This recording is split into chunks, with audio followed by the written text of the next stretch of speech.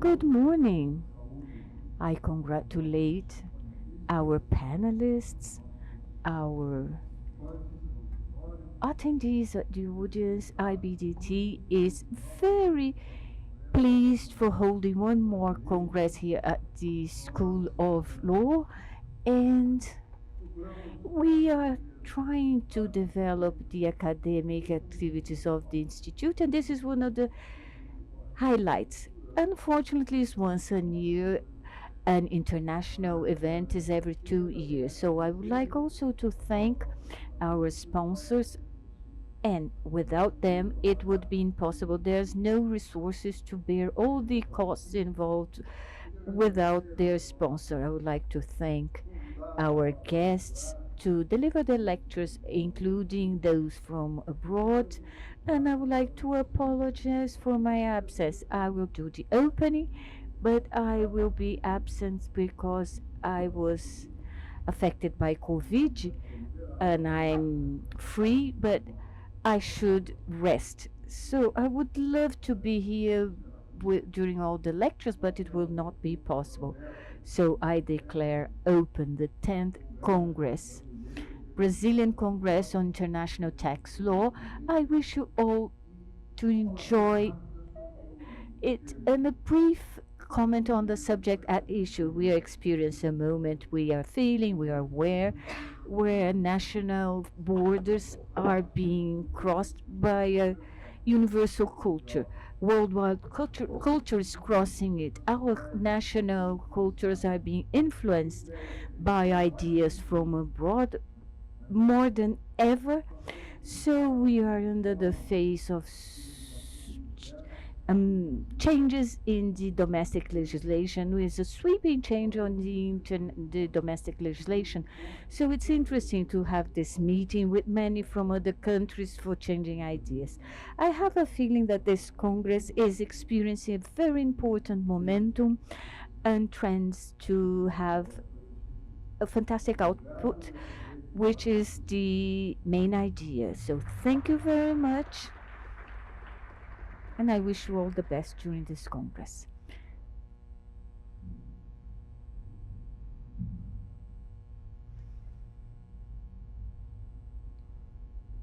I would like now, on behalf of the law school, was congratulating the department that organized with all IBDT this event, organization, the Feel at Home. This is our home, the old and new academia, because we address new subjects. You here to address important subjects. I congratulate our head teacher Humberto Avila, all the teachers here, Brazilian and foreigners here with us, our dear Browner, and each one of the congressists. So feel at home. You will meet the premises, and during lunch break, a huge surprise. The arches, our building, we received a new building. We have an additional 4,000 square meters.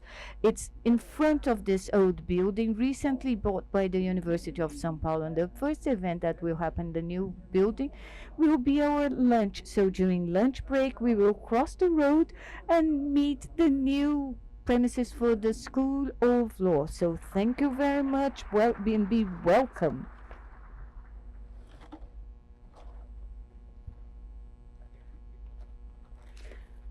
So thank you, Dr. Luiz Eduardo Schwery and Ricardo Maris. Now we will start the works with the first block of this morning with the new tax global governance, the role of UN and OECD in the contemporaneous international tax. The guest of this table, the moderator, Doutora Júlia Riz Antunes Costa Almeida, undergraduate of IBDT and attorney at law. So a round of applause for Júlia Rizia. And heading the table, Dr. Paulo Calienda, PhD, Doctor of PUC and Sul Advogados, attorney at law. And the lecture speaker, Patricia Brown, interregional consultant on tax consultant by UN and by Berkeley University of California. Dr. Natalia Quinones, VP of IFA LLM by New York University. Dr. André Mendes Moreira, professor of the USP and attorney, graduated by USP.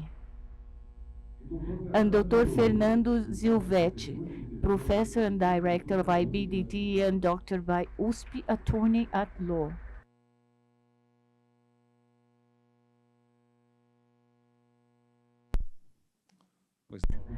So we are ready to start. So please, the members of this table, thank you very much.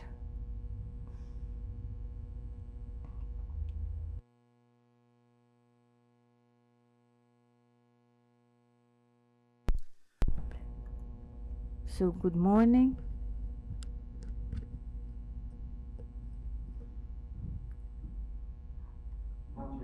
Good morning, ladies and gentlemen.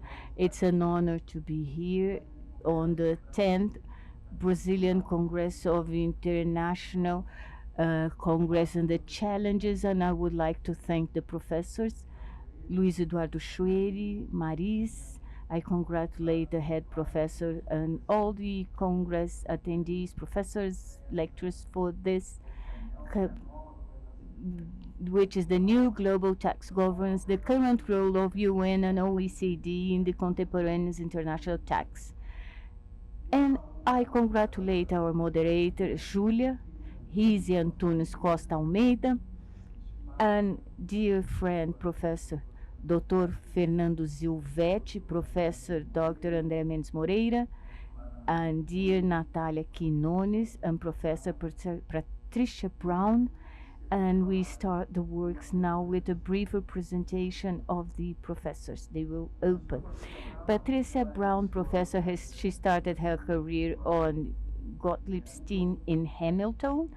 In 94, she joined the Department of U.S. Treasury and had the sub-advisor, tax advisor job by coordinating the treaty policies, the tax treaty policies of USA. Between 06 010, she acted as consultant of OECD, working on projects related to automatic exchange of information for tax treaties, including issues with Panama Papers and international cooperation regarding tax subjects.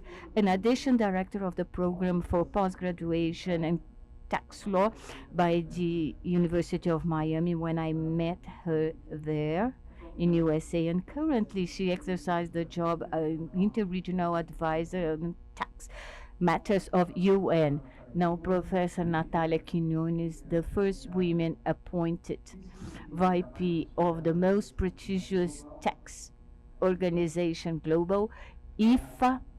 Dr. Natalia currently works as special advisor of Treasury of Colombia, the main negotiator of treaties, international tax treaties of the country, Colombia, and representative of Colombian before the OECD in tax matters. She is part of Quinones Cruz Limited Attorneys at Law Office. Professor Fernando Zilvetti, professor, graduated by the University of São Paulo in 88, master in constitutional law and PhD in tax law and faculty since in tax law since 2011. All titles obtained by the University of São Paulo, and professor and the executive director of the Brazilian Institute of Tax Law, and partner founder of Silvetti Attorneys at Law Office. And then we have professor that's tax law, André Mendes Moreira, by the university, fellow professor at the University of São Paulo since 2022,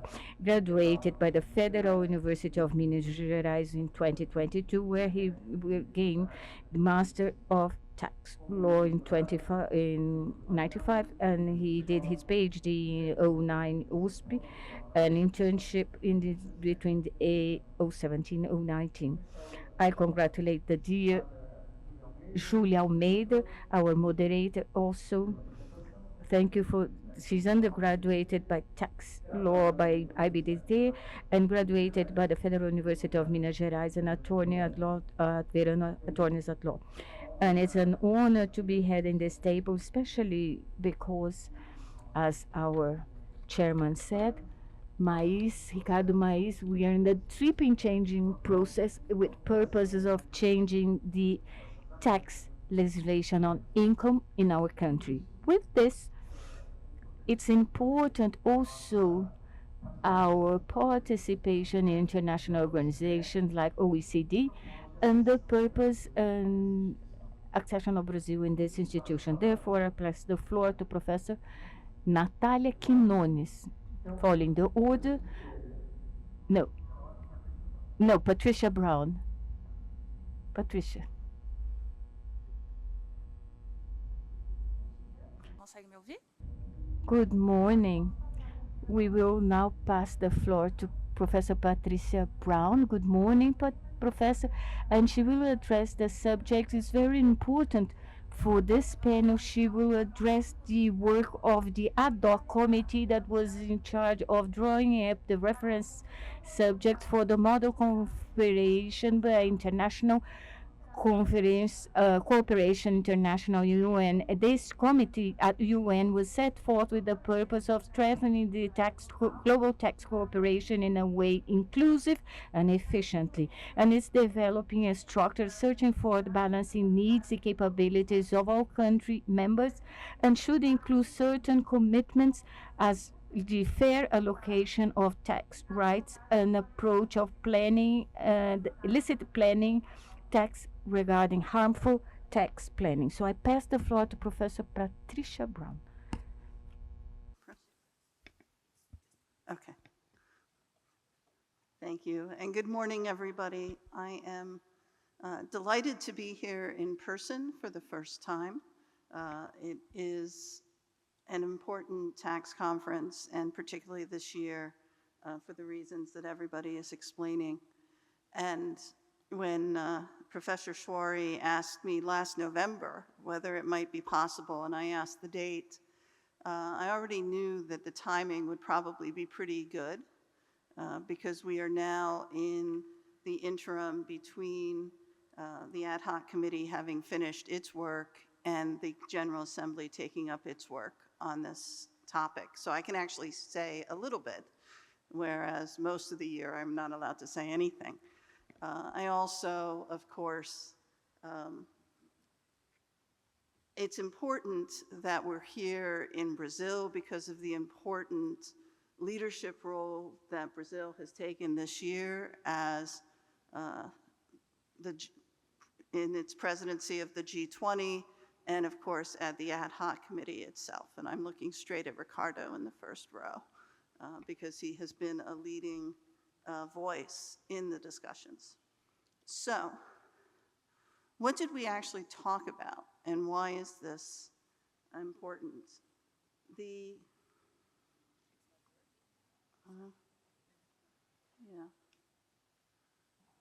Where am I print? Okay. So,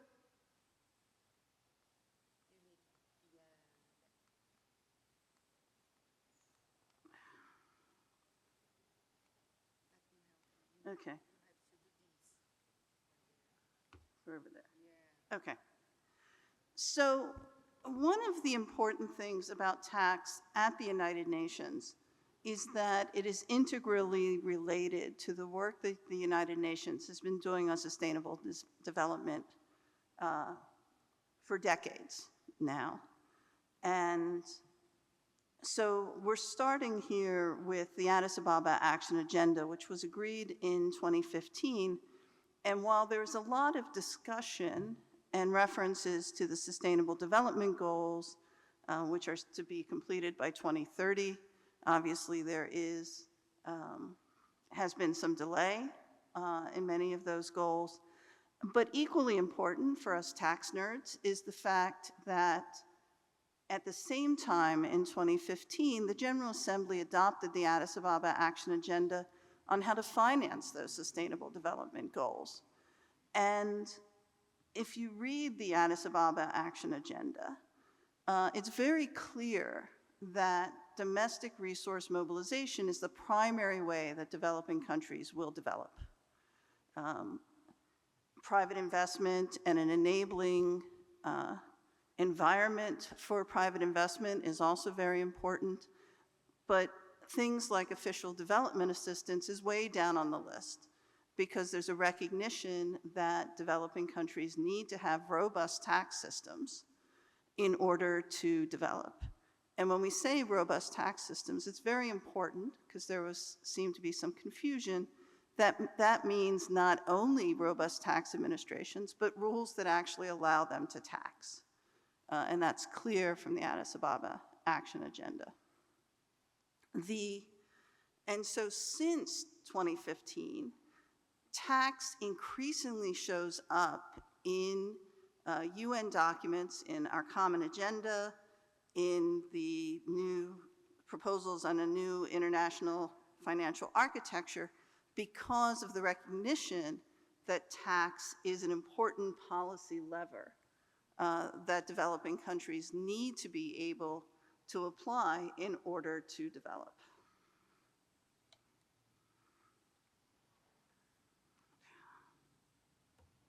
Okay.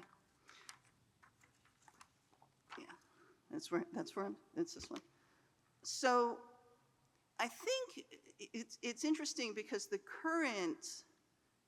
there have been discussions of tax at the UN, and as I say, it's part of sustainable development, the agenda for sustainable development, but so it's been very odd that there's no formal intergovernmental process at the United Nations to discuss tax issues.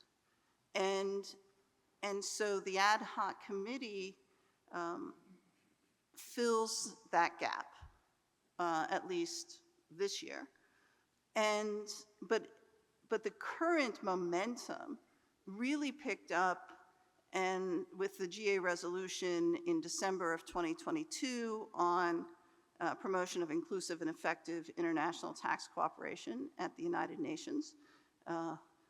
It's the same title for all of these resolutions. We don't get really creative here. But it really goes back to the ECOSOC special meeting in 2022 when there was a discussion of the future of corporate tax, and several of the panelists started to say at that meeting that discussions of international corporate tax should take place at the United Nations. That picked up with the resolution in December of that year that called for the Secretary General's report to discuss options. The Secretary General's report that was written last summer that laid out 3 specific options: a multilateral convention on international tax cooperation, a framework convention, or a framework for discussions. In its General Assembly Resolution 78-230 in December of 2023, the General Assembly decided on the framework protocol approach because the framework protocol approach allows for incremental progress. It is possible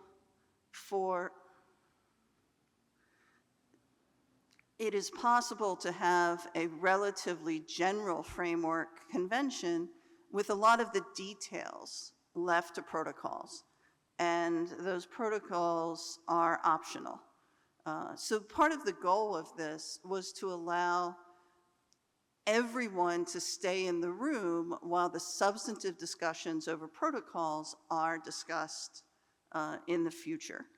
And a framework convention, almost by its terms, establishes a governance structure for future discussions of tax issues. The General Assembly resolution established a member state-led ad hoc committee to develop the terms of reference for the framework convention. And what do we mean by member state-led?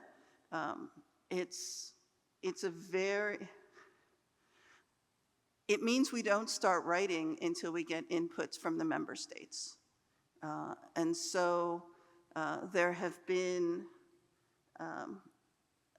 the process was 6 months long, which is very daunting when you're looking at the beginning and know at the end you have to have terms of reference. There was an organizational session of 3 days in February, which, where the committee agreed on modalities for its work. The Bureau was established before the organizational session. The bureaus in the United Nations, I keep seeing reports that say that the Bureau operates as a steering group, and that's not what bureaus do at the United Nations. Bureaus are not decision-making bodies. Even bureaus essentially just organize the meetings of the member states. I know that sometimes there are desires to do more than that, but that is the mandated role at the United Nations. So that was established in February. So now we're down to exactly 6 months to finish. The first session, which was in April, was a scoping session. Before that meeting, there was a request for inputs. There were probably over, I believe there were over 100 inputs at that point, talking about what the subjects of a convention should address or should be. And then the scoping session asks focus questions about why should this particular subject be covered in a framework convention, and how would it be implemented through the framework convention? Because there were a lot of comments about, things that are important, but the question is, do they have to be addressed in the multilateral context? And how do you actually implement them? Because some of them are, one of the ones we're still struggling with, frankly, is progressivity. How does progressivity translate into a convention, a commitment, et cetera? And so that was the first session. It was substantive scoping. There was no draft to discuss, which I think people were a little surprised. Some member states were surprised that there was not, line by line drafting in that session. But it was important to hear countries actually talk about what was important to them. And so that substantive scoping session was key to what was developed over the coming months. It led to a zero draft of the terms of reference, which was issued on June 7th. And again, we got over 100 inputs about, commenting on things that should be added, generally added. I'm not sure anybody wanted something subtracted, but maybe there were some from the zero draft. And that led to another draft, which was the subject of the discussions in the three-week session that took place from July to August 16th.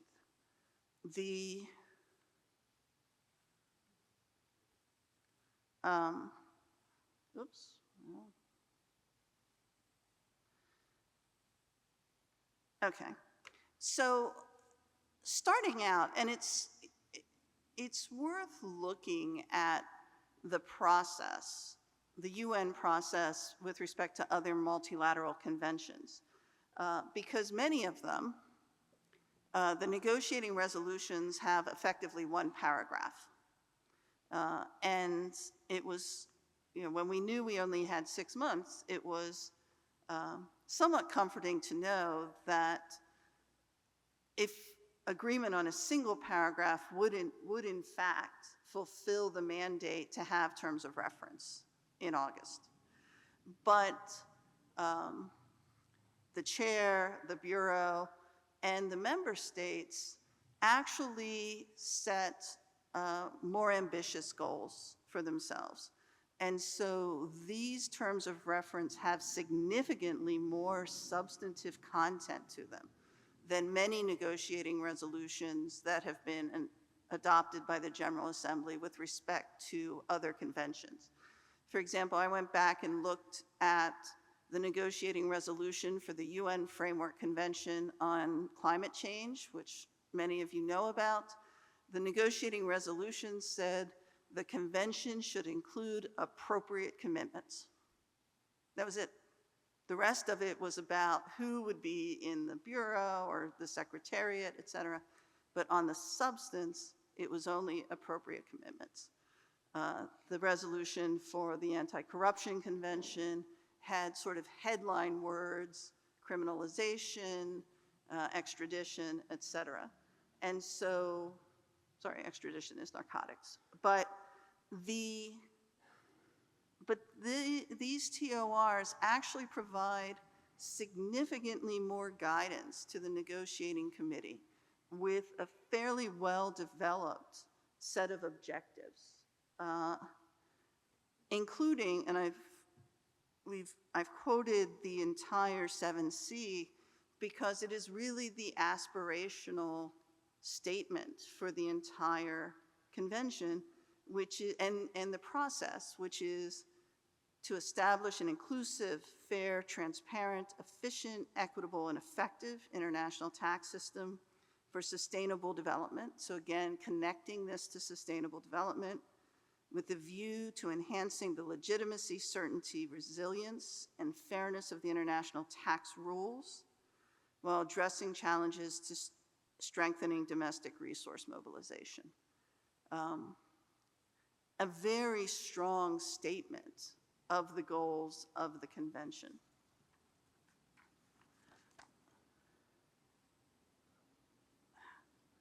Okay, I gotta get used to lag. Okay, this is followed by sections on principles and commitments. The principles are the principles guiding the drafting of the convention and the implementation of the convention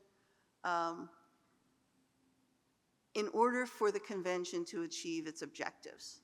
And this includes, and there's a long list. This is a paraphrase. It's worth reading the whole thing.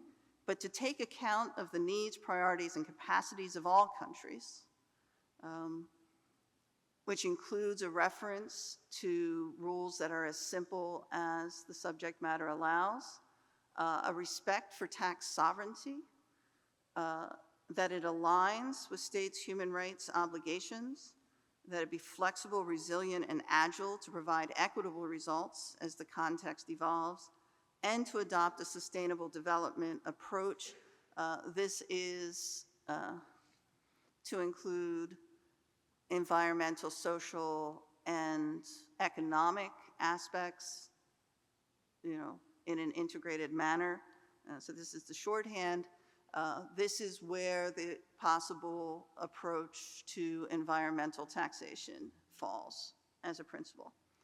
And then the commitments are on fair allocation of taxing rights, taxation of high net worth individuals, achieving the sustainable development, not just the sustainable development goals, which end into 2030, but sustainable development for the long term, mutual administrative assistance in tax matters, addressing tax-related illicit financial flows and harmful tax practices, effective prevention and resolution of tax disputes, and capacity development to implement the Framework Convention. So these are the commitments. Again, if you look at multilateral conventions in the UN context, the commitments tend to be very high level. And so it's important that the ad hoc committee was also able to make some agreements on possible protocols.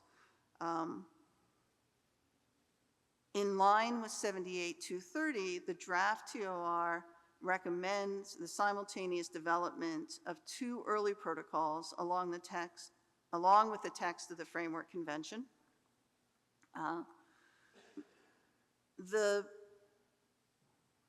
There was agreement that one of those early protocols would address the taxation of income derived from cross-border services in a digitalized and globalized economy.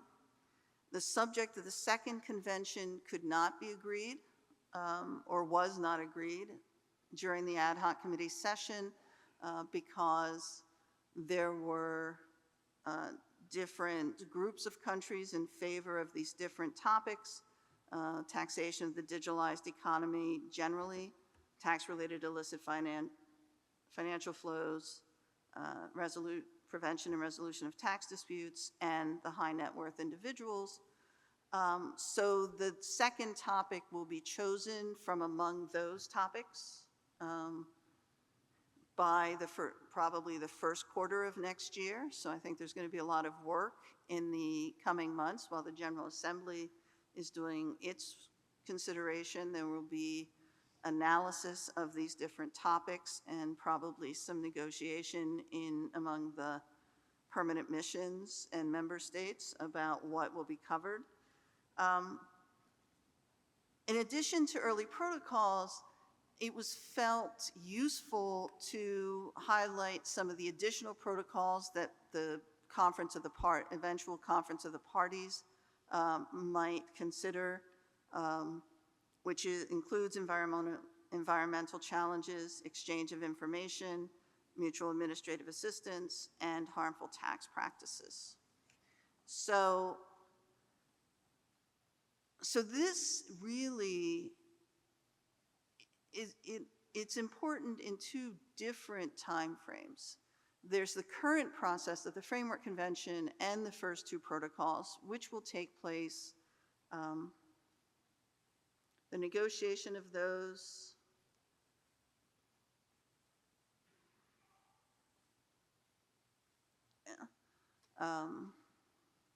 is supposed to be completed by the end of 2027. But it is also to establish a framework convention which will allow the continued discussion of all of these topics for years and decades to come. And that's the point of establishing this system of governance, so that there is an intergovernmental process to discuss all of these issues and additional issues that may come up over the coming decades. That's the agile and resilient aspects that are encompassed in the principles. So the next steps are that the General Assembly is expected to consider the draft TOR at its 79th session. That begins in September. The second committee discussions of topics generally start in October. Then the General Assembly normally would adopt, so as I said, the texts and the protocols are supposed to be done by the end of 2027. The General Assembly would generally adopt such text by a resolution, and then you would have signature and entry into force. Normally would take a couple of more years, 2 to 3 years. And so when you put all this together, it is entirely possible that the Framework Convention and the two early protocols could be in effect by the end of 2030. So what are some takeaways from the committee process? Well, it confirmed the pragmatism of the Framework Protocol approach. As I said, it's a flexible approach. It keeps everybody in the room. It's been successfully used in other policy areas. It also confirmed the importance of agenda setting to ensure topics are relevant to all countries. And that was really borne out in the first scoping session in April and May, where you had really in-depth discussions of the practical problems facing many countries as they try to increase their revenue collections. I think it also showed that it is possible to have successful tax negotiations in an open and transparent manner. Civil society, academics, business, I'm missing one, international organizations, they were all there in the room throughout and active They were allowed to comment after member states had stated their positions throughout the 3 weeks, and almost all of the committee's sessions were open and broadcast on UN Web TV. And so they could be watched from anywhere in the world. Most of those sessions, the sessions are still on UN Web TV. You can go back and watch. If you come to me, I'll tell you some of my personal highlight reels and some of the key moments and interesting moments. But it's there, and you get to watch the toing and froing and the a lot of the negotiation by member states on this really important issue. And it really, particularly in the first scoping session, you could really see what a conference of the parties that involves all countries participating on an equal footing can look like. And it was inspiring every once in a while to sort of sit back and say, wow, this is history. Some people pointed it out as they were speaking, but even at all times you could sort of feel it. I would say in the second session, the sort of very detailed negotiations dispelled some of that sort of spine-tingling stuff, but that's the nature of things. But I think the important thing was the task of the ad hoc committee was to keep things moving and set things up for the next stage of this process, and that was achieved. And the momentum that I mentioned in the second slide really continues at this point. So thank you.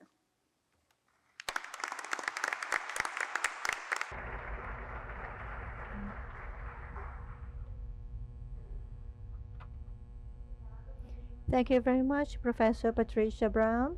Now, Professor Natalia Quinones. First of all, I would like to thank for your presence here.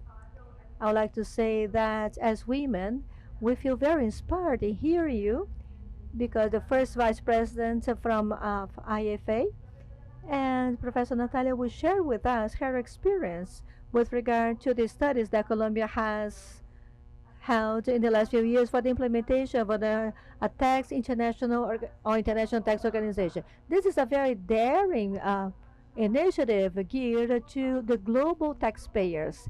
So it is composed of 200 taxpayers, and half of which are companies. So we are now going to know an innovative perspective and maybe innovative in terms of international tax. Thank you, Julia. Good morning. I would love to speak in Portuguese, but I do not really have enough vocabulary for that. So I'll speak in English. First thing that I want to say is I am so happy to be here again. I have to say that this particular setting, the IBDT and the USP, is one of the settings where you really see true critical thinking and brilliant minds really engaged in international tax discussions. So congratulations to everyone who's a part of this, because it really is a pleasure to be able to share ideas here. And I have the luxury to have Tricia in the panel, so I don't have to address where we are. And I can actually get to dream of where we could get to be in the future. And this is an academic exercise and an invitation to all of you to help us reflect on where we could take this very promising process. What Tricia said about us having a true conference of the parties where everyone really speaks on equal footing is very inspiring, but we need to fill that up with contents. And it is really with a sense of urgency, you also mentioned, Tricia, that we need to start thinking of solutions, because the current international tax rules are honestly not working anymore. So if we are to come up with important solutions, then this is one of the best settings to think about it. So the first thing that I want to mention has to do with tax sovereignty. We are very attached to the idea of tax sovereignty. It's in the very basis of taxation, right? However, we are now facing a very severe limitation on tax sovereignty, and that's called mobility. We have large multinational enterprises that are able to shift functions, risks, and assets everywhere at will. Dan Shavira already in 2010 said that corporate residence is elective, which continues to be the case and is even truer now that everything is just so easy to move around. And now this mobility has also expanded to individuals, especially after the pandemic. You know, the segments with the higher and largest ability to pay are the ones that can move around everywhere, and therefore the notion of nation state has become too small for both these large global MNEs and what we're calling the global individual taxpayers. This is the richest, wealthiest people in the world who travel 165 days a year in their private jets. Where are you going to find a tax residence for these people? They don't spend more than 2 days in a single place, right? So we need new rules for these people. And we need to start acknowledging that tax sovereignty has limitations and that we need to pool it, to cooperate more closely so that all of us as a humanity can get a larger chunk of tax from the taxpayers with the largest ability to pay. This is already being acknowledged. I don't know if you saw yesterday or the day before yesterday with the Apple ruling in the European Court of Justice. You know, the court says sovereignty is limited in the EU. If we left it wholly to unilateral policy, then this wouldn't work. And this acknowledgement should be taken as a warning for the international arena as well. If we leave things to unilateral states, and this is the third point in my slide, we're just not going to get what we can get globally from the taxpayers with the largest ability to pay. It's also important to mention that the prevalence of the residence principle has indeed created an unfair distribution of taxing rights. That's why fairness in the distribution of taxing rights is mentioned in the principles, in the objectives, everything that Tricia mentioned in the terms of reference. And we really need to think of a solution that rebalances the equation in a post-colonial setting, right? So whatever solution we propose has to address these three issues: mobility, a fair distribution or allocation of taxing rights, and the fact that unilaterally we're not getting what we could get from the higher income earners, right? What we've been thinking about in Colombia and in the PTLAC as well, in the progressive taxation group and also in the environmental taxation group, is that we need a new framework to really establish a progressive international tax system. And if you see one of the main goals that Tricia read in paragraph 7C is really establishing an a sustainable, fair international tax system, right? So if we're talking about a system, how would we frame that system? So I think the first principle has to do with inclusiveness and universality. All countries really must have the power to participate in the agenda setting and the decision making. It's not just that we're sitting there on equal footing, it's that we really have to be able to participate in the agenda setting as well. We cannot leave behind the technical expertise either. The rules of collective action require careful technical drafting. You know, we can have the best wishes policy-wise, but if we don't have technical people implementing these wishes in a skillful way, we'll get nowhere. Then we need agility and flexibility. And this is because the economy is changing too rapidly. technology is advancing too rapidly. The rules that we established 100 years ago are no longer adequate. And if we want to create rules for what we have now, they will be outdated again very soon. So we need to create a framework that envisions the way that the economy will play out in 50 years or 60 years. So it's not just the mobility that we have now. It's not just how things are becoming intangible now. It's how will they look in 50 or 60 years? And will this solution work 50 years from now? And that's why the agility and the flexibility has to be broad enough so that even if everything becomes robot-led and if it's no longer countries taxing people but planets taxing businesses, then the rules should be applicable in that context too. And then something that's very important is the transparency of the process. There has to be accountability to all citizens. And this is one of the main reasons for criticism at the OECD. Nobody really knows what goes on in there. I've been inside and outside, and it's very frustrating when you're outside to be completely in the dark as to what's going on, how are decisions being made, who's bringing the issues to the table, who proposes X or Y draft, X or Y idea that's reflected in the draft. And this is completely changed with the UN, with what Tricia said. You get the UN web TV, you can watch live, you can rewatch, you can carefully analyze who said what and why and when. And this brings transparency and accountability to the full process. So based on those principles, we are thinking of proposing an international tax organization.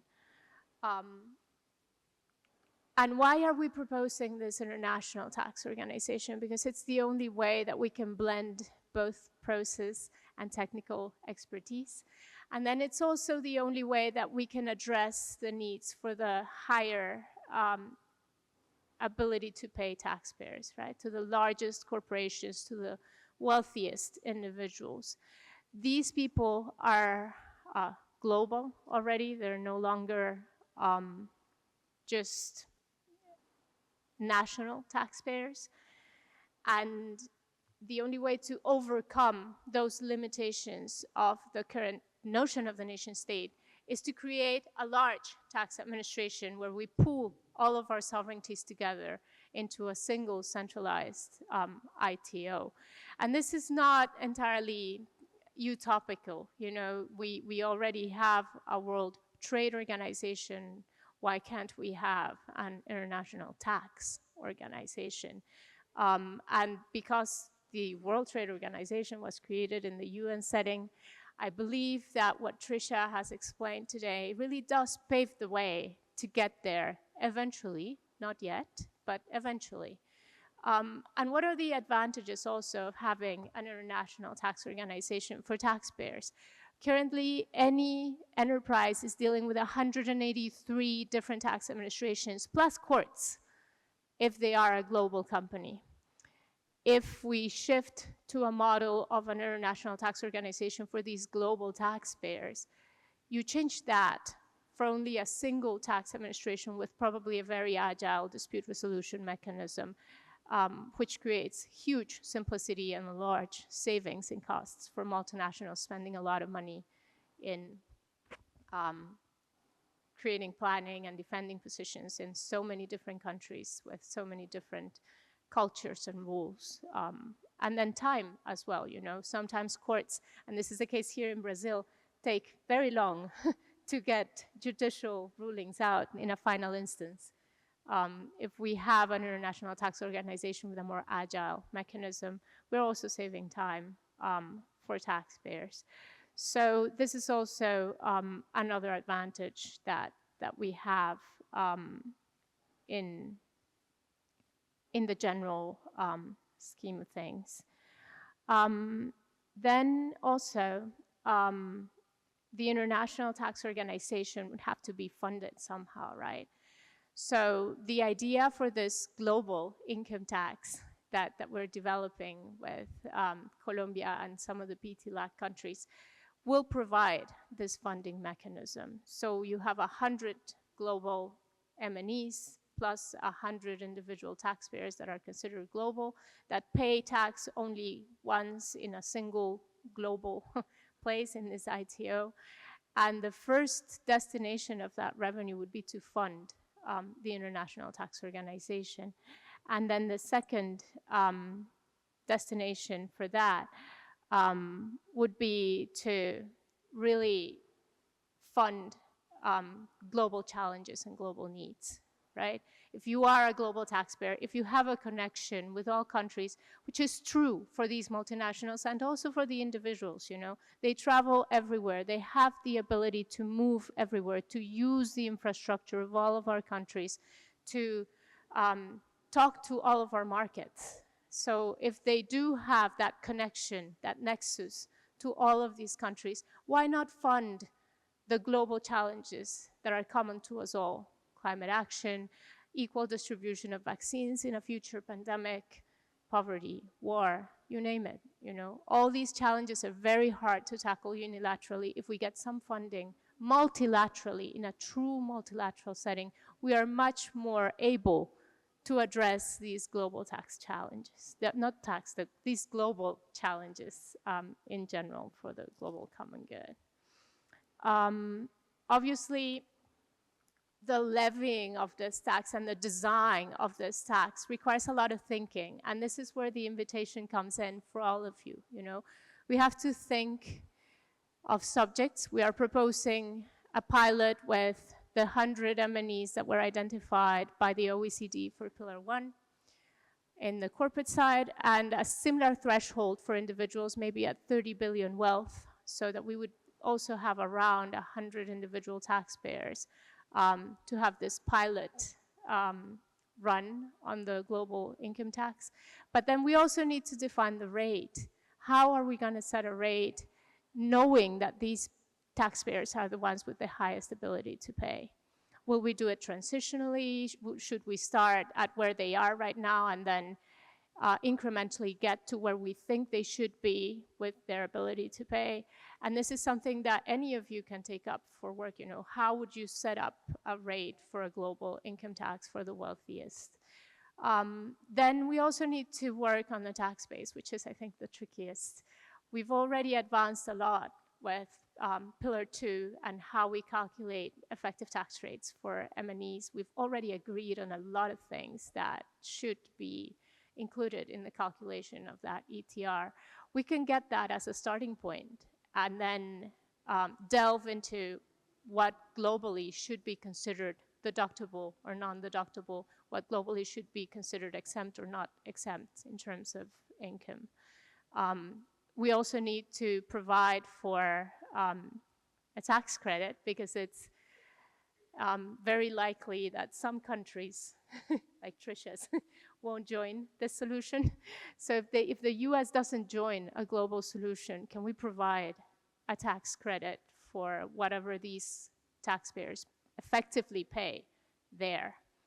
And how can we structure that? Will we make it a full credit? Can we make it a partial credit if it's too much tax? I really don't think it's too much tax because precisely because these companies and these individuals have the ability to move things around, they are choosing where to pay and how much to pay. So even if they are paying a bit, it won't be that much compared to what we could get in a global corporate income tax. And then we also need to work, we mentioned subjects, rates, tax base, and I'm missing the fourth element that I, what am I missing? Well, the procedure and the spending is very important here, right? So the main proposal from Colombia and what we're studying now in the PTLAC is that we're creating funds that will be that will live out with this revenue, right? So you would have two funds, one big one for big projects, so energy transition from Patagonia to Greenland, and then one smaller fund for grassroots projects. So if there's an indigenous tribe that's planting trees in the Amazon basin, they could also access funding through this fund. So we need ideas on how to administer this fund, who would be involved, how would civil society be involved, and to make it really accountable and democratic again, you know, because what really creates a tax morale is for people to know where their taxes go, right? If I pay taxes and I know how they're spent, I am more likely to pay my taxes. I am more likely to have a high tax morale. So if people can vote on projects listed in these funds that have already been vetted and that are known to create positive effects, then we bring people close again to international taxation, because right now people are not close to the OECD. Nobody votes for the people who go and negotiate or for the secretariat at the OECD. But if we can bring the people in at the spending side, then maybe we can bring back this democratic element that's so fundamental to taxation.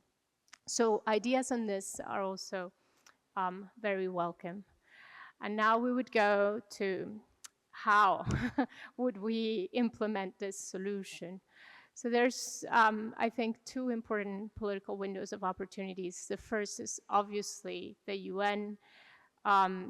We have 110 countries that voted to approve terms of reference, with only 8 countries voting against the terms of reference. It was a very exciting moment when the screen came up and there were only 8 reds. Nobody really thought this would be the outcome. Only 8 countries opposed the approval of the UN terms of reference. So what this means is the momentum is there, like Tricia says. So we could bring this forward as a way to implement the goals that have been set in the terms of reference. The convention could set out some subsidiary body of the Conference of the Party that's called an ITO. This could possibly be a subsidiary body. I think it's Article 13, Tricia, that has the possibility of creating governance and subsidiary bodies for the COP. So it's there. I mean, we have the framework where we can take this forward in the long term. I mean, obviously, countries are not yet ready. The solution is not yet ready, but the foundations to make it a reality is there. This is no longer a utopic idea. And then the second window of opportunity is very close to this country, and it has to do with the G20 and the proposal and mandate that Brazil made for the establishment of a global solution for the ultra-high net worth individuals.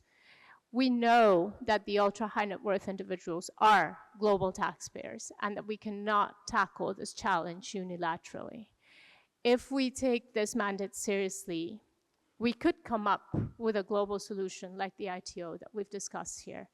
So even in this window that has just been created in July here in Brazil, we have the opportunity to discuss an idea like this one.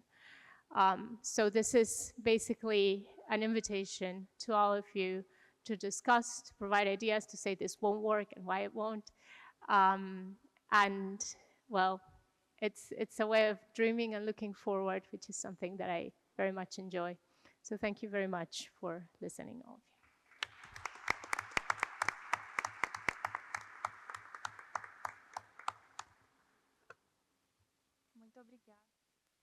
Thank you very much. Thank you, Professor Natalia. It was quite inspiring. Now I pass the floor to Professor André of my former university. I was graduated Minas Gerais Federal University. The subject he will address will be global tax system and national constitution as necessary dialogue, and then he will present especially the case of principal purpose test, PPT.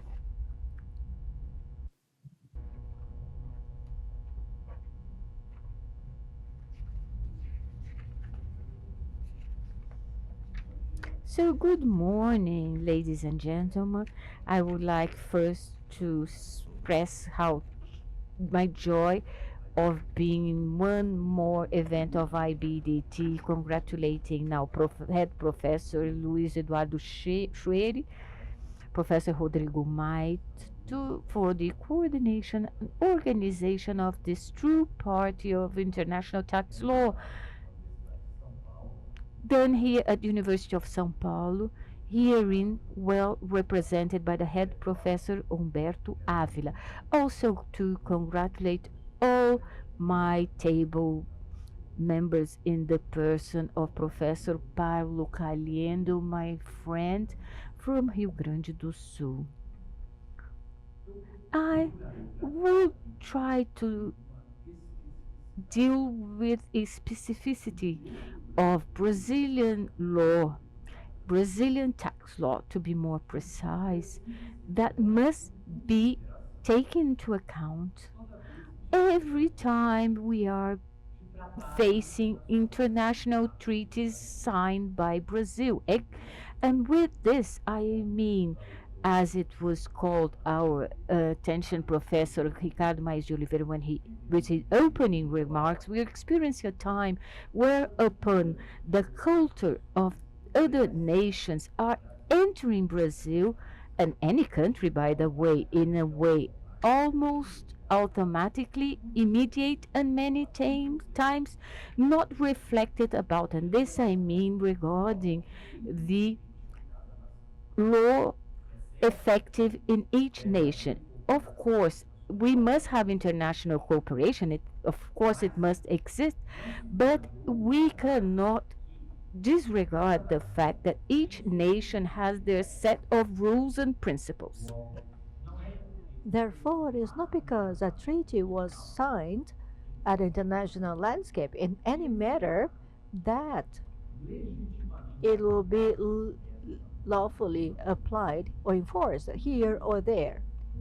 I say this because here in Brazil, in terms of tax, we have a figure that is not really present in other nations and other federations, which is the complementary law. So this is about law. This is my topic here. And so I'm going to split my talk in three portions. So the first one, I would like to give you a landscape of the function of this tax complementary law here in Brazil. Secondly, I will speak about the treaties of double taxation have evolved since their origin until the current days.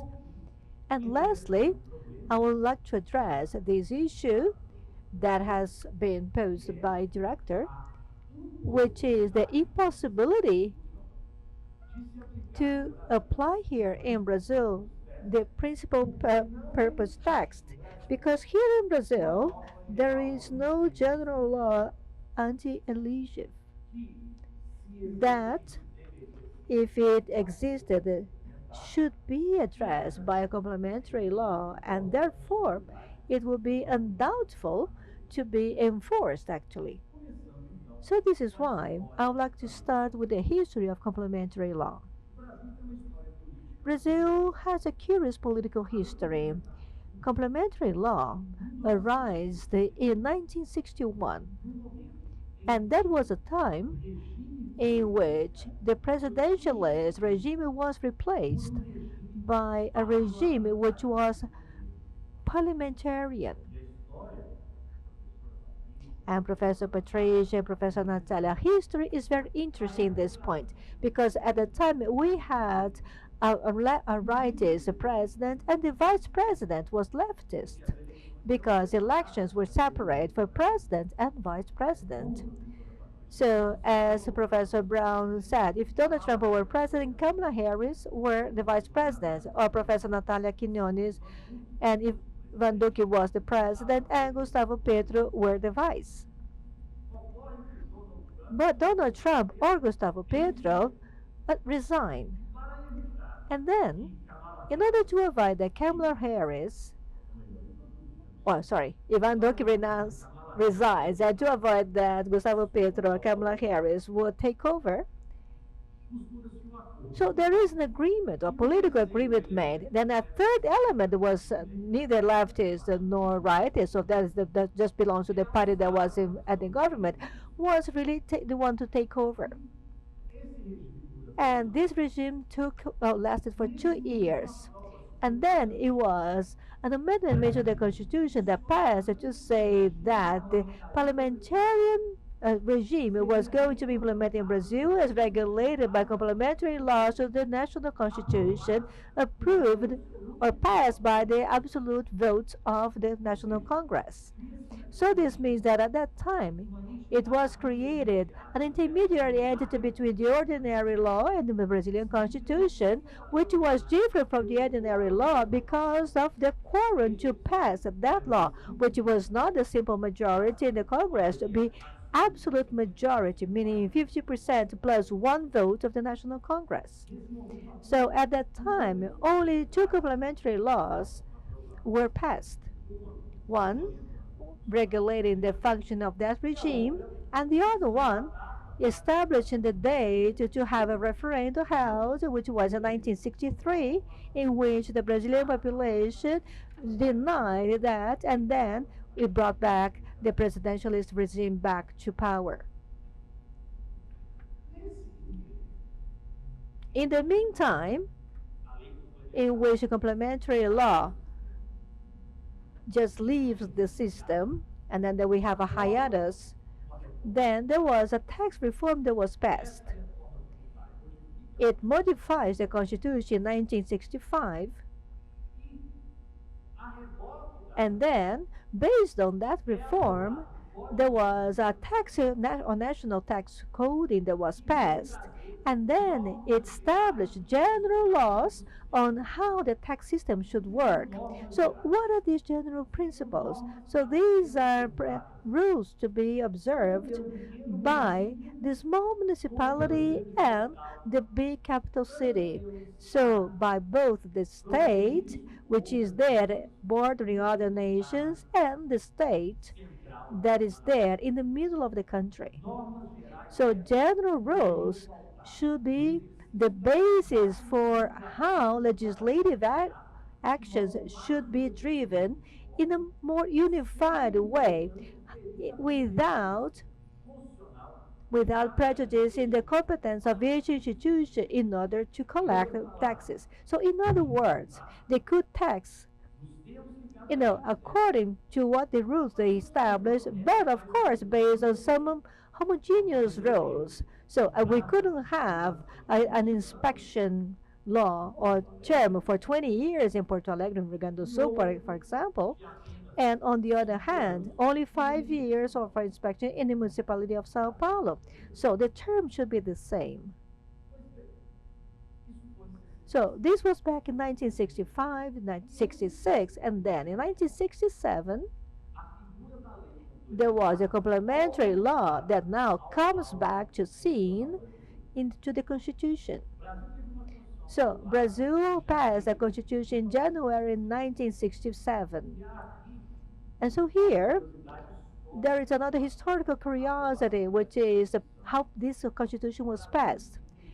Brazil was under this regime of exception, and the constitution had to be passed until January 15, 1965 by Congress, because otherwise, then the president of the republic, which was Marechal Castelo Branco, or Marshal Castelo Branco, would just grant a constitution. So it should be redrafted by himself. But it happens that in the parliamentarian debate, it took more time than necessary or than expected. And then at 11 p.m. on January 15, 1967, voting was not held. And then the president of the National Congress was very witty, and he reminded some small thing. In January is summer in Brazil, and at that time we had the daylight saving time. So then he ordered the pointers or the arms of the clock to be stopped to align the time of Brasilia to the time of the stars, and with this they could pass the constitution. and they did not give way to the president to the right to grant a constitution. And this is the constitution that brought back the idea of the complementary law in terms of taxes.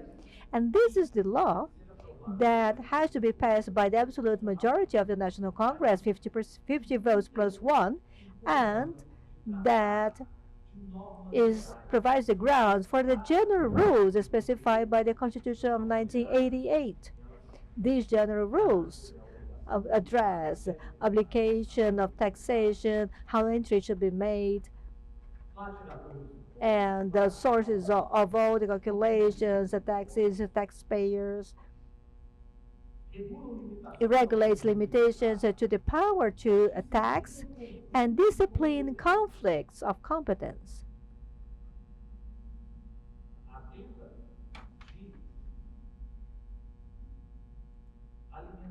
The selling of food in bars and restaurants should pay which kind of tax? Circulation of goods or services? So this was one of the questions addressed by this law. So complementary law plans to give a minimum coherence and harmony to a system that have more than 5,700 municipalities to tax, 26 states, plus one federal district, and the union, and all of them have the power to establish their own tax rules. So this is why we have this complementary law. And complementary law is applied to all the powers of inspection or to all the branches or agencies that inspect. So what are the constraints or the scope of these agencies? And the complementary law disciplines to what extent the IRS can go to. And this is key. Now, keep it, and then let's go to the next step. This is just a brief explanation about international treaties that deal with tax. We know that these treaties have an origin in 19th century. So first it appeared with a treaty that was intra-federations from Prussia and Saxon in 1869, and then the first international treaty was also signed by Prussia, which was highly developed, with the Austro-Hungarian Republic in 1869. And then in 1928, then the League of the Nations bring the four first model conventions against double taxation, and two of them addressed exchange of information among the states and collaboration towards reciprocal fiscalization or inspection. So since the beginning, all these conventions, which are said to be against double taxation, and today they have been renamed, they, they dealt with the inspection powers given to check where the collection of taxes were really appropriate by all the taxpayers that reside in all the contracting parties. This has always been the central concern of these treaties. So you can say that all of this is very old practice. When OECD was created in 1961, and then in 1963, we have a new model framework that was passed, which also addresses this reciprocal inspection. And this movement was emphasized in 1968 with the so-called harmful tax competition report. And then it said that the countries should get together. Then they created a global forum in the year 2000 for that purpose. And the scope was meant to go after that individual that has an income but does not really pay all the appropriate taxes.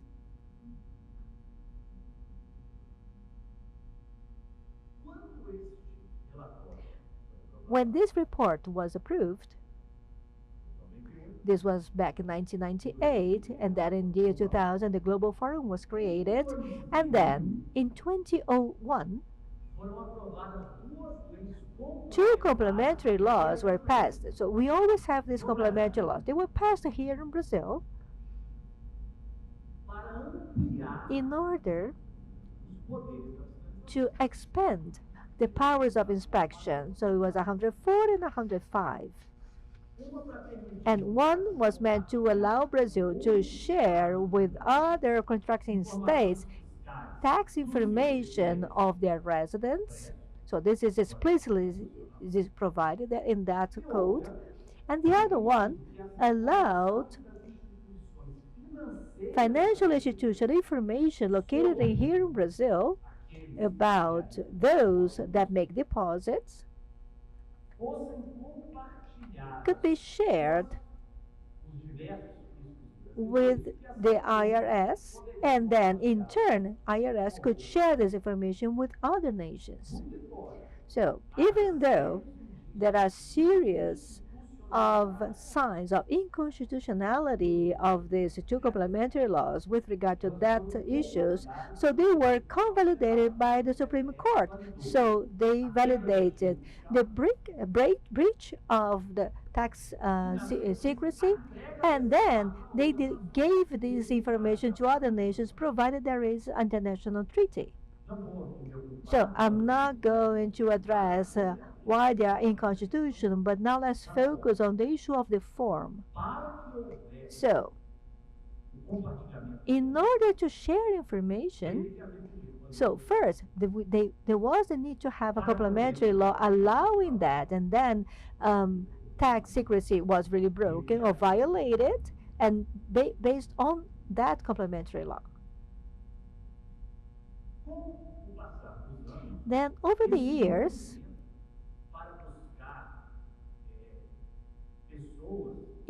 this attitude to seek or to go after people and the company that do not pay taxes, which is the high network individual, as Professor Brown mentioned. We have here an example of Dr. Alessandro Rostanho, of a high network individual.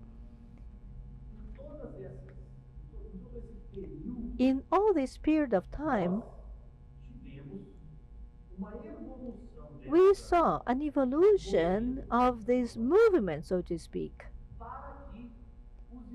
so that the states could share information in an increasingly intensive way and automatically. So these information were shared, and they were about those residents, and this information was shared with other nations with the purpose of having higher collection of taxes in the international landscape. Now we find ourselves with the following position. In 2017, so based on the BAPS project and also on the IMLI project, there was another amendment made to this convention of the OECD. And this amendment establishes the following.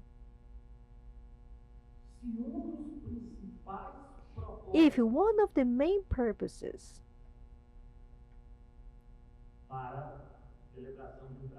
to enter into a treaty and use this treaty was the tax savings, so then tax inspection in that country could just not enforce that tax and then charge or collect the tax. So this means that we have a rule that prevents taxation in that specific case, but inspection can say, well, I understand that here, in this case, you were just enforcing this treaty because you do not want to pay tax, so this is why I'm going to tax you. So this type of consideration is unconstitutional in Brazil, to start with that, just to start. And now, the Brazilian Constitution has more than 200 articles, and only the chapter related to the national tax regime here in Brazil of the Constitution of 1968 is even more comprehensive than the whole Constitution of the United States. In terms of length and number of words, the Constitution of the US can cover all this chapter of the Brazilian tax system. So our Constitution has a lot to say about the tax issues, and this is not really very little. So even though you're going to collect taxes, even though you do not really collect that, and let's just bear in mind that we have a complementary law involved in it, we have to consider the following. The countries that adopt the principal purpose tax are the ones where there is a general law that is a GOR, as we usually say, that do not allow emission. We don't have omission. We don't have that here. And the false guard that we have here in Brazil had its scope restricted in terms of what income they want to cover by the Supreme Court, saying this is not a guard. This, what you have, is just a rule saying or authorizing inspection agents to unconsidered simulated attitudes from taxpayers in order to evade, in order not to pay taxes. The guard has the premise that the attitude is legitimate, that there is no malice, no fraud, and then authorities can understand it would be right just to pay the tax because there is a fundamental law to do it. But in Brazil, there is no general law against omission, and this is what the Supreme Court that says that. But if there were one, they should also be addressed under a complementary law because this has to do about the tax obligation, and they also tried to do that through a complementary law, but this was not included in the Article 66 of the Constitutional Law, which was not the one that was desired by the IRS. And precisely because of this, its scope, which was initially one as idealized, but it was restricted by Supreme Court, and then this is how it was passed. So this is why what I want to bring as a message to you is Brazil must and needs to adapt to international tax system, but we cannot and should not sign international treaties that will result for Brazil the acceptance of rules that cannot really be enforced here because of the Constitution of the 1968 requires this safety on taxation in Brazil, and also so that the national authorities may enforce this law, a complementary law must be previously passed in order to address all these rules. And that in the case of the principal purpose tax, there is nothing that has been addressed by the Supreme Court. And just to conclude, it is said, Professor Patricia Brown, that once the certain time, Roosevelt, president, a great orator, he was questioned by his son regarding what would be the secrets to do a good conference. And he said the following, there were 3 rules. The first one, be brief. I tried to be. Second, be open-hearted, sincere. I was. And the third most important, go sitting down as fast as possible, which I'm going to do now. Thank you very much, and please enjoy your day. Thank you, Professor André. And finally, not less important, I pass the floor to Professor Fernando Cervetti with his remarks regarding a global tax system being built. So good morning.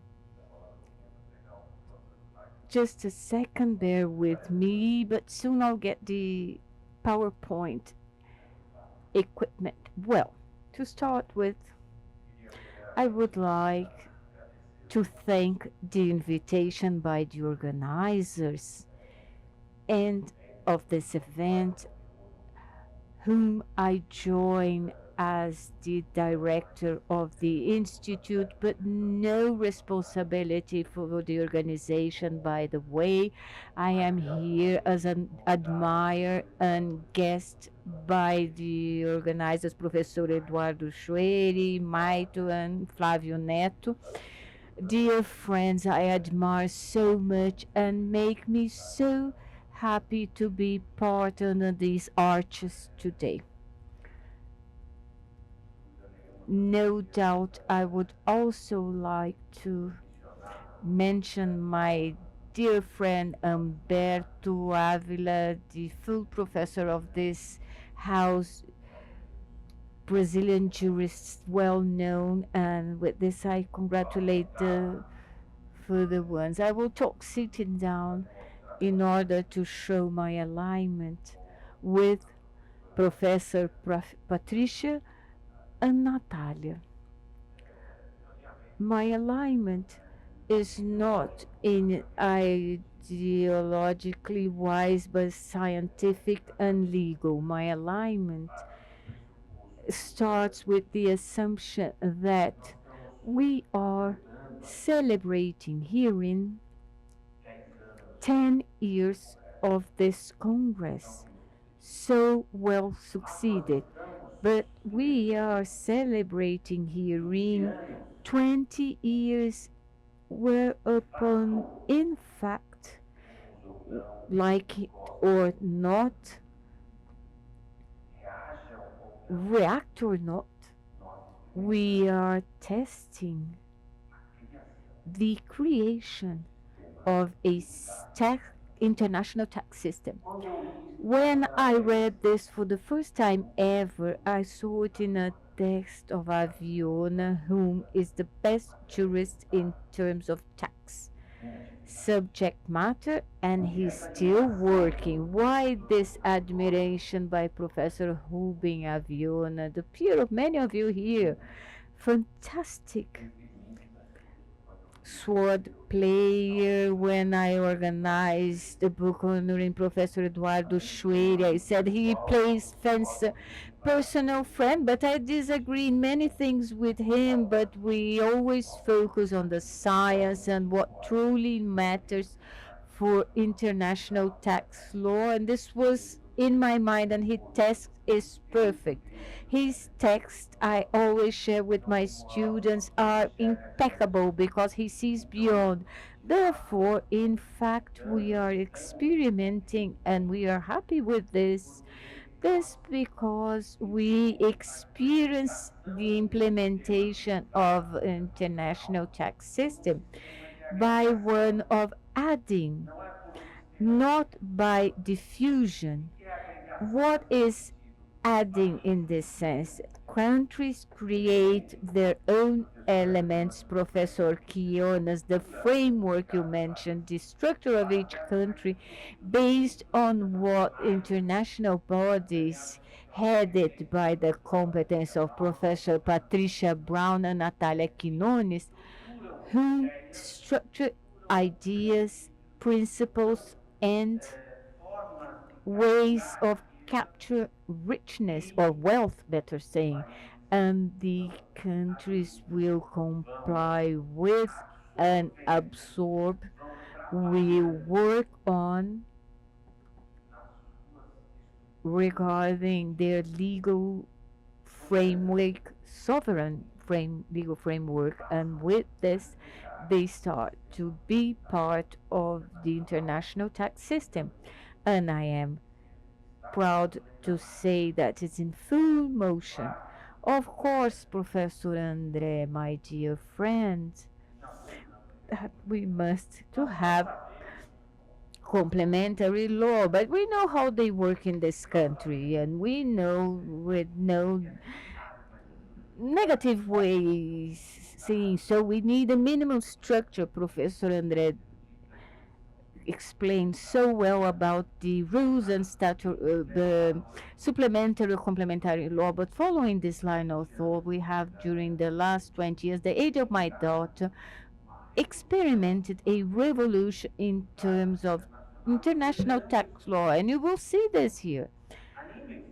Cheer up, you will experiment this evolution by the panelists that spoke before me and those who will speak after me, explaining in a very clear way the scientific evolution in this sense.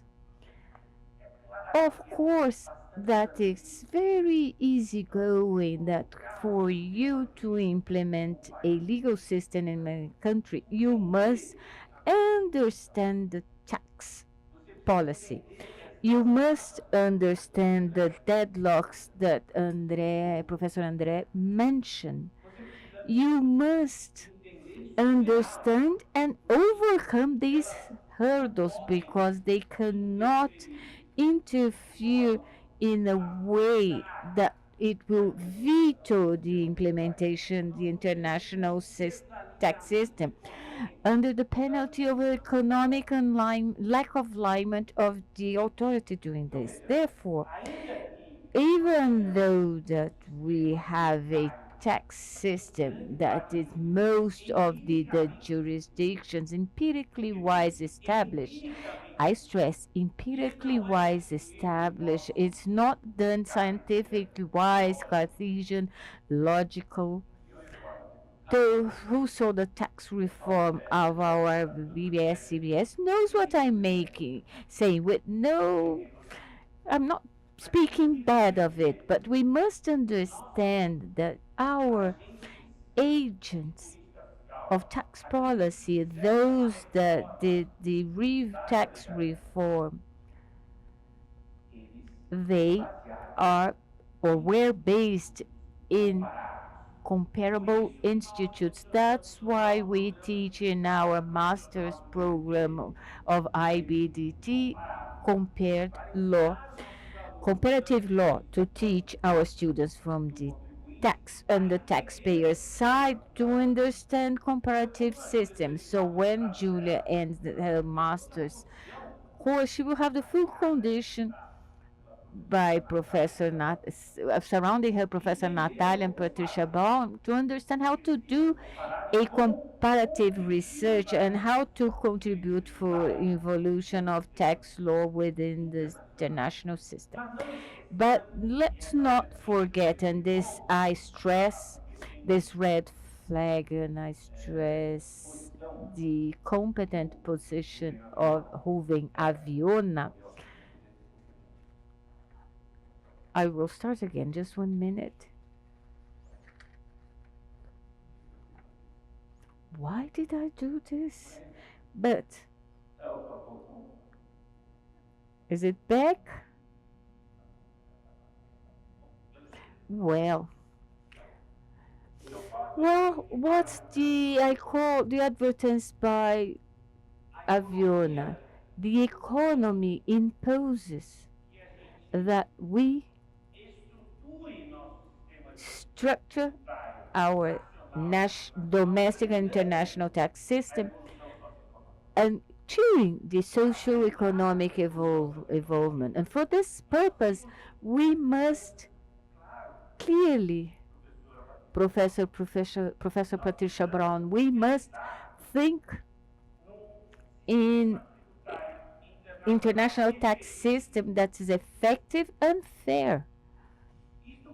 This seems to be slippery, but our constitution is permeated by articles that set forth competence rules as sustained by Professor Avila that limits how it should act regarding domestic and international tax law, but one must have bearing in mind that we will reach this point. Thought political structures for this purpose led to an idea of confederation, supranational confederations. When Professor Natalia talks about planet taxing, I found it fantastic. We must understand that this is not a dream, only a dream. It's a political will moved by global demands that it's under our face. Can feel it. If we don't think about global demands like global warming, we will lose the line of history. And with this inspiration in mind, that European community and European unit has homogenized the European EVA, but it took 20 years. And China and India, by their turn, amended their consumption taxes after 15 years, and we, as I said before, took us 35 years. But it's here. It is proved, and it will be approved by the Senate, and it will be through complementary law, and it will be questioned by many within the law, democracy, and institution. But those who will not will be well grounded in terms of constitutional law will lose. But this is not that important. What really matters is that within international regime on international tax law, Professor Quinones, we address the inequality, addressing the imbalance in wealth. So when professor is talking about levying taxes on huge wealth and big corporations, it's not an ideological problem. It's something that it's global. It's a problem that has a touch of fighting against inequality. But these corporations, they experience a problem regarding enforceability of tax rules in different uh, areas, tax erosion that must be dealt with, and how we will deal with this, how to deal with this. This is the $1 million question. But leaving big institutions, big legal entities act without paying taxes due to cracks, erosion, split on the tax basis is not easy to be done but must be faced. This morning, while I came here, I heard the news that the European Union punished and condemned big techs yesterday in a very polemic process. But why? For what reason they were punished, condemned? Well, there is a concern regarding jurisdiction related to the big taxpayers and big business community. So I think we should think about the fact that there is not only one system of capturing all wealth. We have perhaps, Professor Quinones, that we will reach a consensus of establishing a huge global system. I hope to be alive for this purpose, but perhaps we might reach this issue or reach this target on by the side preached by Ruvi Aviana, the adhesion to tax systems and global structures, thought, designed, addressed, debated, and with the participation of all within the logic you taught us all during this morning, during your talks. But it's important to see that Foucault said the following: we can no longer think that jurisdiction is the total protection for taxpayers.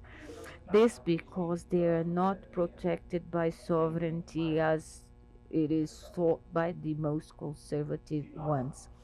If we leave sovereignty imposed to all the game rules, the economic strength per se will crack sovereignty. This clause, Vogel said this 30 years ago during his treaty on financial treaty. So he taught international tax law. He was a huge professional on state theory, and he saw the problem of the ozone hole regarding the legal tax safety on the two eyes, the logic per se and the logic on the taxpayers.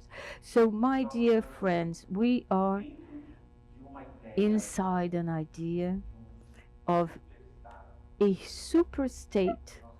We are hearing professors with an idea of super state. We are thinking about a super state logic with all its problems, like a Kishkov called our attention more than 15 years ago when he wrote an article that Schwery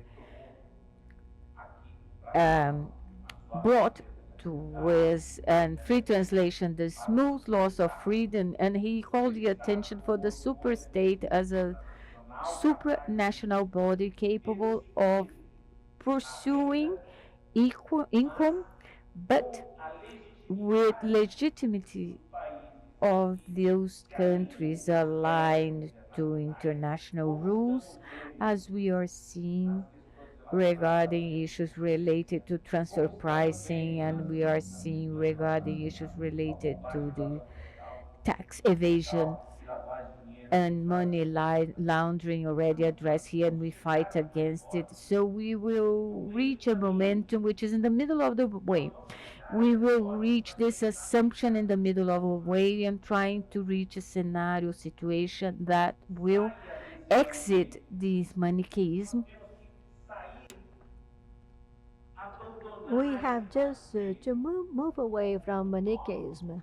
So either it's us or them, because this has been causing the tax systems that have a jurisdiction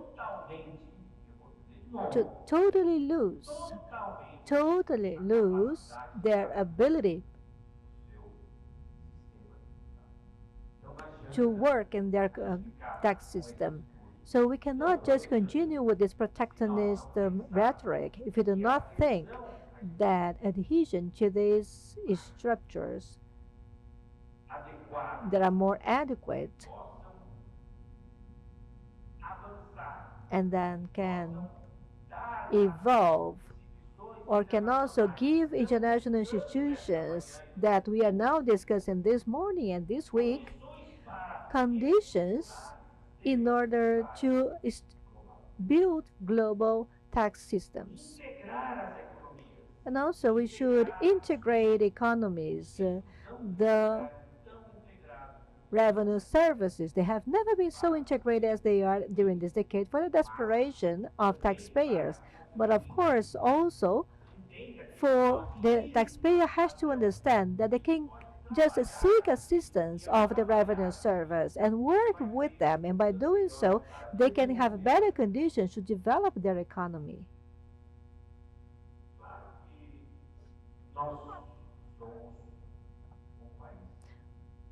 Well, we are a country, as Professor made it very clear, and we have a tradition. We follow the German and Roman law.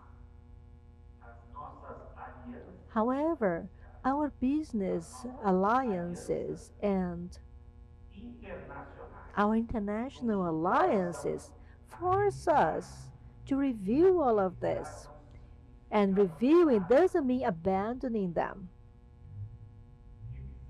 Reviewing means, of course, give importance to private law and not move away from private law, but rather we should adjust the public law because this is what we deal with when we speak about international treaties.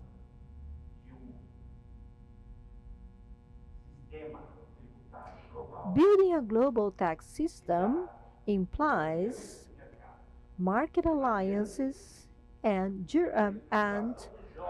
young people working together. They're here represented by Julia, and doctrinators working together. And also, they should enforce the internal rules and the national constitution, but you also have to consider that internal laws and constitution must also comply with the international order so that we are more successful in our lives. And with this, you can strengthen the state, strengthen all the institutions, and also the tax agencies by using a modernization style in your Brazilian tax law. And this is something that we have been experimenting and we will also see in this Congress. Thank you.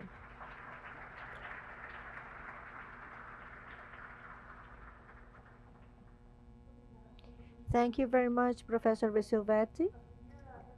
I just would like to stress the fact that we have a panel at 5:10 for Q&A.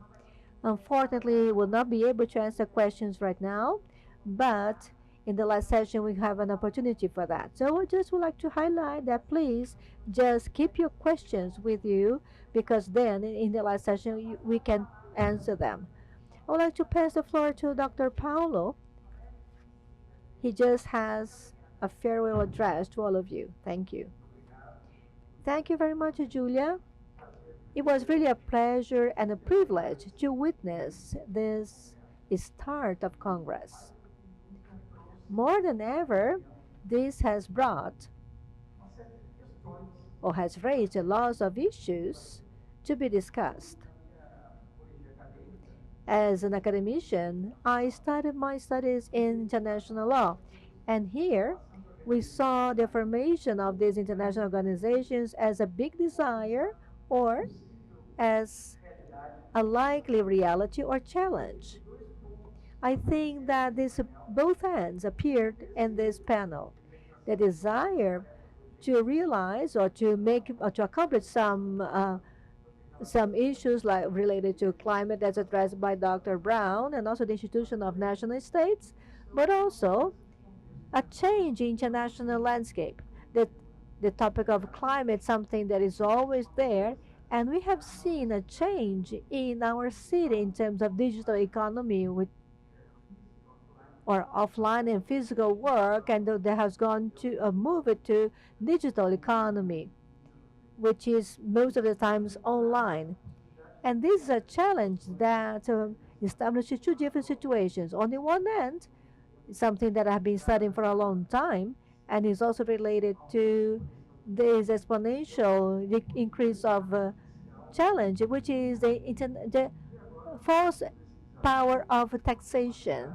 And the other thing, which is a desire of or a reality, is the international power to tax. I believe that the necessary counterpoint to that is to establish limitations or boundaries or constitutional boundaries as addressed here or international in the international landscape. And also the power or the international power to tax if it should be like that. As Professor Humberto Avila says, we should always take into account the value principles that base or paves our way, such as the principle of legal safety and the national constitutions and the ability to tax sovereignty and the freedom to tax and individual freedom to tax. These are the challenges and risks that we have seen around for a long time. I recall that during the League of the Nations, there is this entity that arose after the post-war. And after another great war, there was another one that appeared, which was the Organization of Nations, the, the UN. So any help that can help an agreement among nations is something desirable. I would like to close with these words after this beautiful kickoff because we have risks and opportunities. We have some convictions and some doubts that arise very strongly. Thank you very much and have a nice day.